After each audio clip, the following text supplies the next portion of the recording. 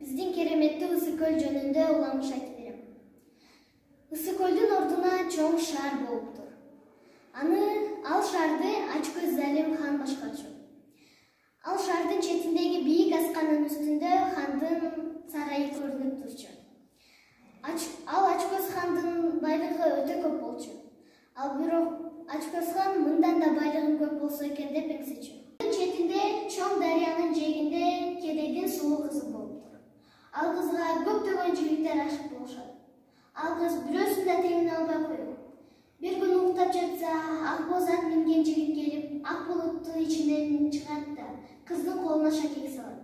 Мени күт, бул шакек сенин колуңда болгондо эч ким, эч нерсе кыла албайт. Кыздын кабары акыры ханга жетет.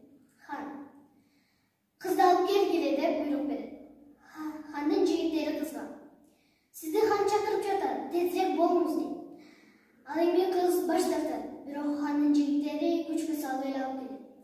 Кыз көзүн ачса, баягы хан кыздын сулуулугуна карап суктанып отурган. Ал болсо кымбат кийимдерди, асыл буюмдарды сунуш кылат. Кыз баарынан баш тартат. Анткени баягы колундагы шакек дүйнөдөгү алтын күмүштөн дагы баалы болчу деп эч нерсеге алмаштырбайт болчу. Ошондуктан кыз жок дегенден башка эч нерсе айтпайт. Ал Ачкөз хан менен жашаганча өлгөнүм артык деп терезеден боюн таштайт. Көз ирмемде хан сарайдын дубалдары урай баштайт. Дубалдардан суу чыга баштайт. Акыры ал суу уламдан улам көбөйө берип, шаардын бүт каптап чыгат.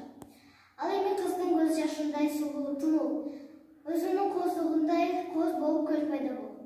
Ал көлдүн үстүндөгү толкундар кыздын узун чачтарын элестетет. Көлдүн туздуулугу биздин сулуу кыздын көз жашы